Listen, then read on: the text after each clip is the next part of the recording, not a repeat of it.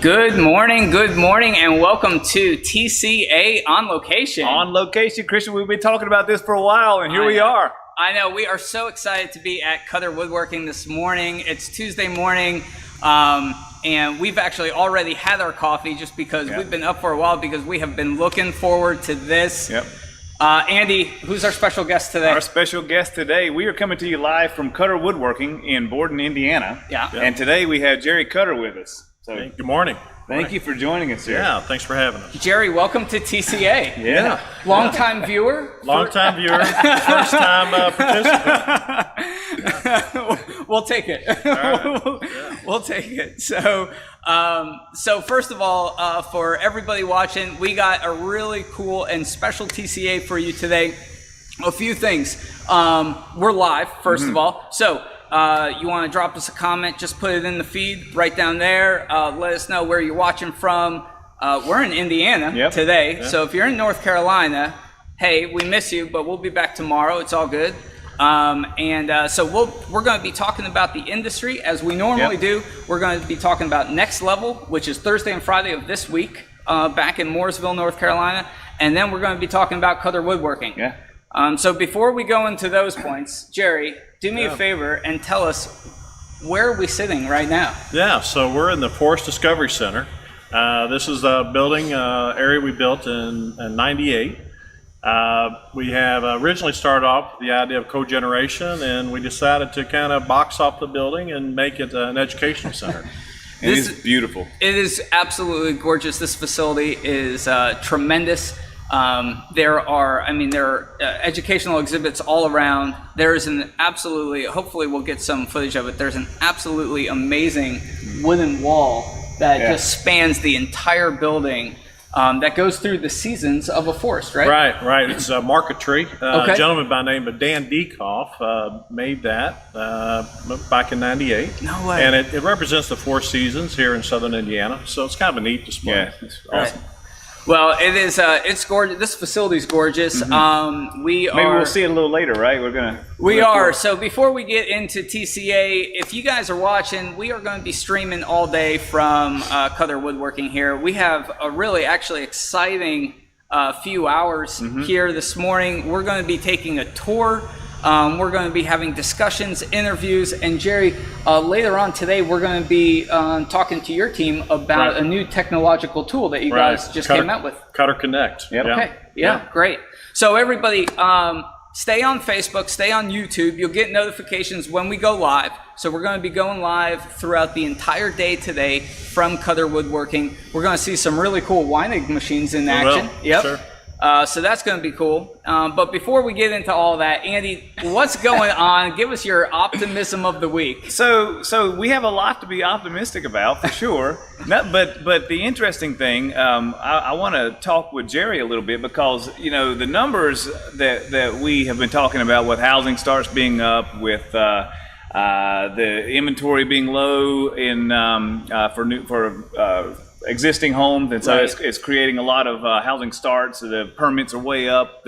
Even in the commercial side, the construction's up. But Jerry and I have been talking this morning, and I'd love to have his perspective some from your side of things. What are you seeing from the housing industry as a whole? Because we're all tied in the wood industry. We talk about it. We're tied closest to the housing industry. Absolutely. Yeah. Sure. Yeah, we see business is good.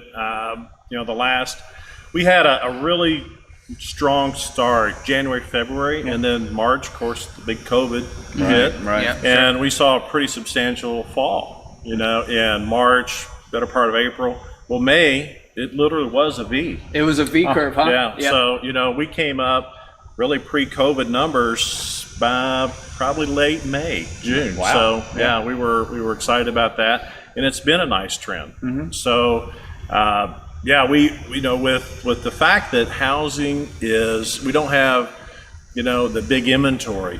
Back in the bubble in, 08, we had 10 plus months worth of inventory. Right. Today in the housing industry, it's 2 or 3 months. Yep. So I think that momentum is likelier to stay for another few quarters anyway. Yeah, we were talking earlier that one of the trends has actually been millennials, the generation that we thought would never buy anything. We thought that they were going to rent forever. They were going to maybe even use ride shares instead of buying a car. Instead of buying cars. Yeah, and that's what the news was telling us anyway, right? Yeah. But we're seeing the trend. The largest demographic right now that's buying new homes is millennials.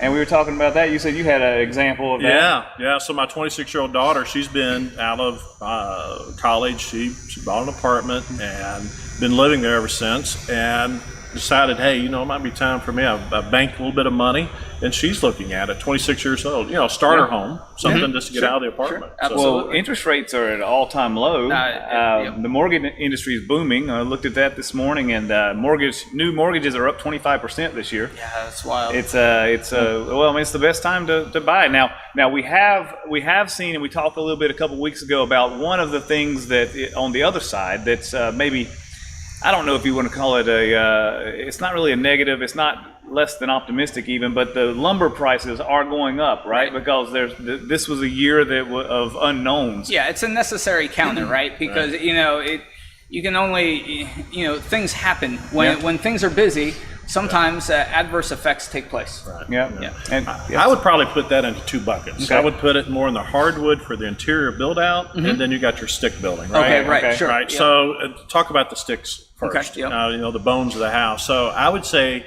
those have taken severe jump up. Really? People were home. They were doing, finishing stuff up when they were off, in the COVID time. So we're seeing that starting to settle just a bit. It's starting to curve back down. If you look at just some of the reports, you'll start seeing the stick lumber starting to soften just a bit. The hardwood's almost been polar opposite. We had China that has been involved, would kind of tap the brakes and probably last summer or so. And we've seen, our prices a little favorable, let's just say last quarter and first half of this year. Well, now that the tariffs are in place for the cabinetry, the finished cabinet, the knockdown coming back to the States, we're seeing our demand come back up. And therefore, supply and demand. So we're starting to see hardwood prices come up now just a bit too. So that's what we're kind of seeing that, of course, along with architectural millwork. Yeah, it's this year has been fascinating. It's been a fascinating year to watch. Like there certainly have been stressful times, but it really has been fascinating just to see what our economy. You can't hold our industry down, right? Right. And also just to see how society adapts. I mean, one of the things that we've been talking about, and you just made mention of, is that when lockdowns really went into place in March and April, we saw a lot of people, as you just put it, Jerry, finish things up. We would take walks during the spring, my wife and I, through the neighborhood, and we said, man, this year everyone's yard is going to look absolutely pristine, right? Because people were just home doing things. So I think as a society we're adapting, and we're actually we're causing things to happen that we're now actually feeling the effects of now. So got to do a shout out. We got to say hello to Eric watching from Texas. All right. Eric was sitting with me last week at that conference room table in Denton, Texas. That's right. He's tuning in. So guys, we are live. So hey, if you have questions or any comments about the housing industry, construction costs, or whatever, drop them in the feed, and we'll get to them. But we are live, so or just tell us where you're watching from. How about that? That's pretty cool. Yeah. So I want to change gears a little bit and go into what is happening this week. In just a couple days. So in just a couple days, we have Next Level 2020. Yeah. So Next Level 2020 is our open house. It's WEINIG Holzer's open house in Mooresville, North Carolina. This was originally scheduled for back in April, right, Andy? Yeah. And obviously postponed. And now we are finally getting around to opening our doors safely. We have a lot of safety protocols in place. And also, it's in coordination with Scheffler Live. Right, so Scheffler Live is happening down at the lab in Charlotte for Scheffler, and that's Wednesday, Thursday. Start tomorrow, right? Right, that starts tomorrow. So everybody down at Scheffler who's watching, big shout out to you guys. I know you guys are are making that lab look absolutely gorgeous. Can't wait to see it. This is the crazy time, right? The calm before the storm. But it will be great. So their open house starts tomorrow, goes through Thursday. Our open house starts on Thursday, goes through Friday. Andy, if people are coming to our open house, what do they need to do? Well, they should. They need to register. Yes, absolutely. Number one, they need to register for a variety of reasons. We certainly want to make sure that we have refreshments, food, drink, things like that for you guys if you're going to be there. So we need a bit of a head count, but we need to know how to prepare for the amount of people that are going to come in, because we are trying to make this event safe for everyone. So we're gonna offer masks. We're gonna take temperatures. We're gonna ask questions. There'll be a questionnaire to answer before you come in. But we need to know little things about, okay, if there are 50 people that are planning to come in Thursday morning, we need to have enough people in the front lobby that are ready to manage that. So if you would go to WEINIGholster.com and register for the event if you plan to be there in person. You can register. Is there a way to register if you're going to watch it virtually? No, really. Our virtual streaming part of Next Level is completely open, and it's on social media. Yeah. Okay. So if you're not coming in person, then you can hop on Facebook or YouTube or WEINIGholster.com and look at the live stream. We've got a schedule of events for Thursday and Friday. That's right. It's packed with really good sessions, very informative sessions, similar to what we did with the Retool. Yep. Not quite as rushed, maybe, as what we did with Retool. Well, we are always getting better, right, Andy? So, so it will. So we have something like, I believe that we have 24 presentations lined up over 2 days. We're going to be showing all kinds of machines, a couple new machines, including the P50, which just got set up in our showroom. That's the new molder that we're very excited about. We're also going to be running the Shoda router, which is also very exciting for us. So there's a lot of new technology that's going to be on display. And again, the live stream schedule is published at WEINIGholster.com. If you want to attend in person, go there. Which we would like you to attend. Yeah, absolutely. We're ready to see our customers. We hope that that you can join us in person. Yeah, Jerry, we're ready to see our customers. Right. So I'm ready to be there. We came here because we're ready to see our customers to really be able to show them our technology and to see their shops run. Yeah. I think one thing that has just really hit home as we've been walking around Koetter yesterday and then again this morning is just the partnership that WEINIG has with their customers. It's not just about buying a machine. Absolutely. Right? Yeah. We worked, actually the relationship started with my dad in 72. Is that right? Before really WEINIG had a presence, showrooms in the States. So it was a 12-inch molder that he bought back in 72 that had to mortgage the house on to get. But that's what we ended up with. So Jerry, kind of take us through the years, because when everyone watching will see it later on today as we walk through the actual shop. Which is, just quickly, that answers Bern's question. Bern from Germany was asking if we were going to see some of Koetter's facility, and there's been an answer to that question already, but we will see it later, Bern. Yep. Yeah. So kind of take us through the history, because obviously, Jerry, this campus didn't just plop down out of nowhere. You grew it, right. And therefore the machines probably grew into it as well. So absolutely. Well, so what did that partnership kind of look like? Start with your dad? Yeah. So my mom and dad, they started the business in '59. Okay. And Dad was working for a kitchen cabinet company just across the field, and just about a mile from here. This is what we say here. Yeah, across the field. Across the field. Yeah. So, he was having a problem getting his frame stock for kitchen cabinet parts. Okay. And so Dad went down to the local sawmill, and he literally built his own rip saw, chop saw, and molder out of a Sears catalog. I mean, he bought these parts. Yeah. It was a molder head and a rip saw, and he put it together, and in the basement of the house, he planed and ripped and chopped and profiled pieces to take to work. And that went on for several months, and one thing grew to another, and he made a pretty big expansion. Had a block building. It's about 20 by 40.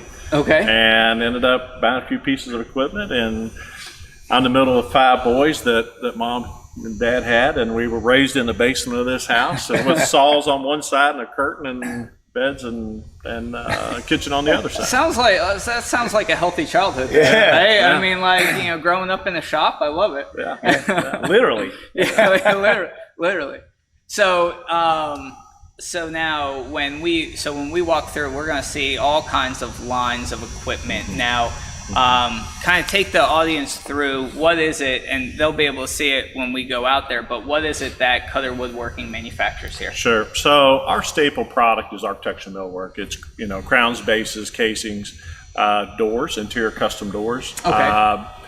So that's probably 60% of our volume. Okay. 20% is kitchen cabinet components, which has grown lately with some of the tariffs going on. I think some of the kitchen cabinet folks who are watching, they'll probably agree that business has been a bit better here in 20. So, and then we have OEM accounts. We make components for Kimball and actually picture frames for Walgreens and various things. So we're branched out in that. And then we have a lumber division. So those lumbers that doesn't work so well for the operations side, we package and sell to other manufacturers or wholesalers. Really? Yeah. So I just want to there's a lot there to unpack, but I just want to, for TCA, I just want to dive into the kitchen cabinet components. So as far as, when you're selling to kitchen cabinet manufacturers, is it just in this local area, or how far out do you branch out? So kitchen cabinet components, we probably go maybe 150 miles, 200 on the outside. All right. But architectural millwork, we're about a 500-mile radius. Wow. Right. All right. So, it's our shop would typically be something less than maybe 100 team members. Sure, It's not your big guys, your master brands, and those kind of guys. So Now, when we were driving in here yesterday, we were behind one of your trucks. Yeah. So can you talk to us a little bit about you own your own fleet? We do. We own a fleet, curtain side trailers. It's a very intricate part because the components are somewhat long, bulky. When you have long trim, and then you've got doors that are pre-hung, and you just gotta have a little TLC. Absolutely. So we take care of that ourselves. Yeah. And now, how long have you been doing that? Probably in the early 70s. My oldest brother Randy, he took into the trucking side of things, and did the distribution for quite a while, and we just kind of kept growing with that and felt like we wanted to have full control of the supply chain. It's not a want as much as a need to deal with it. Yeah. Now, this is so you and your brothers are involved in the business. And, we talked to various other people in the industry who have family businesses that have spanned generations. And I think that this is an interesting dynamic because not only have you spanned a generation, but now you've branched out because how many brothers are still involved in the business? Right. It's not just you. Yeah, so there's five of us boys. There was no girls in the family, but all five stayed. About 6-7 years ago, we bought my next oldest brother Rick out, and he took off some other ventures with his kids, and it's been great. And my three other brothers, Randy, CEO, myself, I'm president. Brian, next youngest brother, he's over sales and marketing, VP of that, and TJ, the youngest, is over IT. Really? Yeah. And now I think later today we'll be able to talk to Brian, right? Yeah, absolutely. Yep. Perfect. Great. Got a couple of comments over here. Couple comments, Andy. Go ahead. There's one. Aaron is asking what the dates for the event are this week, which we've said that's going to be this Thursday, Friday, 15th and 16th. Thursday, Friday. Yep. And then we got Chad Sloan watching from North Carolina, and then Bern. Oh, okay. So Bern was answering the question, I guess, because he has now added the invitation that we did for the next level. Way to go, Bern. Thank you. Jerry, real quick, take us through right now. This has been a crazy year. We just talked about how business has been kind of, up, but prices have been up and down and fluctuating. And, obviously 2020 has kind of taken us all by surprise a bit. How has Koetter Woodworking kind of adapted to this new normal? Yeah, so early on, late March, we didn't know what to do, but what we did see is some of our team members were, let's just say, uncomfortable because they didn't know, you know, should I be around people? Is this okay? Just a lack of knowledge, right? So we offered a no pay, no penalty. Out of the 350 team members, about 80 said, you know what, I'm going to tap the brakes, I'm going to stay home. All right, we said, that's fine. We made do, we worked through it, our customers understood. So as our Governor Holcomb, you know, started to lift the bans there in late April, started coming back, and we had a few cases here. We've been very blessed that we, you know, with the dust collection and the size of the facility, we really don't have a lot of people working right on top of each other. So we're very cautious in the front office where we had, you know, a little more closed environment, right? So we took necessary precautions there. But, you know, all in all, we've been very fortunate, and we're, you know, today, I wouldn't say business as usual, but we're a cleaner facility too. You know, you'll see a lot more hand sanitary things around and really just encouraging that, you know, that personal hygiene you really ought to have to start with. Yes, right. absolutely. Those things we should have been doing already. Right. Now it's become more aware. We participate more in those things. Yeah. And I mean, as we've said multiple times on TCA, we don't have a crystal ball. Right. But Jerry, what do you think? Where are we going from here? Yeah. So, you know, I wouldn't say business as usual, but I would say that, you know, I mentioned, I think we're good certainly through the first half of next year. Yeah. We're encouraged about that. So you're optimistic? Very optimistic. Yeah. You know, we're still looking at a few more pieces of equipment, you know, with WEINIG and some others, and just excited about, you know, what it has to offer. Right. So, well, you know, we've said it before, and I'm just I'll harp on it again. You know, we don't have a crystal ball, but what we're doing right now is affecting where we'll be tomorrow and the next day. And I mean, it's so you can't get around that. It's so fun and interesting to watch companies like Koetter that didn't just stop. You know, there was fear of the unknown, and our industry as a whole, a lot of companies have gotten better through this, and like you said, what we're doing now is shaping how we're going to do business in the future. And it's going to be, there'll be some things that we're doing that are going to be familiar to us, but there's a lot of things that we're going to be doing in the next 5, 10, 15 years. They're going to be completely different. Yes. And new. Yeah, I'll comment on that. You know, we had a substantial software, the Koetter Connect we talked about earlier.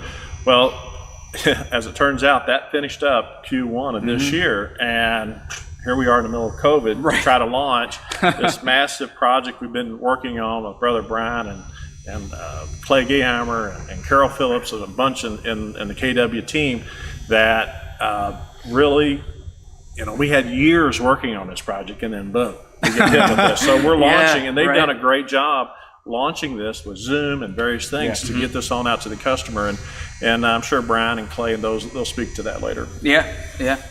So one thing I want to make mention of is that, so we're in Indiana right now. We're in southern Indiana, actually kind of close to Kentucky. Right. Very close, and you know, one thing that we're very thankful for, besides Koetter, is our mutual partner, Koetter Woodworking. Machinery. And that's been a great relationship that you've had with Hoosier. Sure. That is one of our agents, and they cover this region for wine and culture.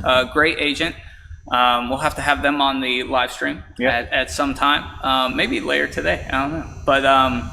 But anyway, that relationship has been there for a couple years. Sure. Yeah. Several years. Yeah. Jason Nafis with Hoosier Woodworking and his team.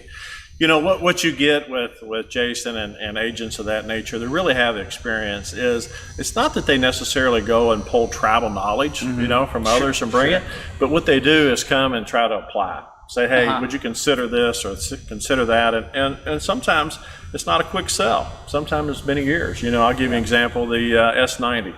Okay. Right? So this was a chop saw that it literally took Jason probably, it's not that I wasn't interested in it, our team wasn't interested in it, but we had to take, it was just a timing thing, right? And when it fit and whenever it was time for us to pull the trigger to move to that point, we did. And you know, it's been a great attribute to our fleet of equipment out there. Well, I think that speaks to the idea of finding solutions instead of finding a machine, right? You're really finding that manufacturing solution that fits into a line, that fits into a method, into a process, rather than just trying to stick that square machine into a round hole. Right. Yeah. And I would encourage people as many times like, well, they're here. I'm not really interested in anything today. Yeah, sure. But I think it's really important, to listen and just take some time and understand. You never know when it's going to be applicable for your operation. Mm-hmm. So yeah, we are incredibly excited, as well as Bernd. I think Bernd is excited too to see the tour of the shop a little later, because it is going to be a great example of how the thought that went into it wasn't about how do we solve this problem with this machine. It is absolutely how do we solve our manufacturing problems that we have, and how do we come up with a manufacturing solution. That's right. Yeah. So a few things before we sign off on TCA. Koetter Woodworking's on here now. Oh, excellent. Shout out to KW, the KW team, joining us on the stream. So a few things, if you're watching right now, keep tuned into Facebook and YouTube and WEINIG.com. We are going to be streaming all day.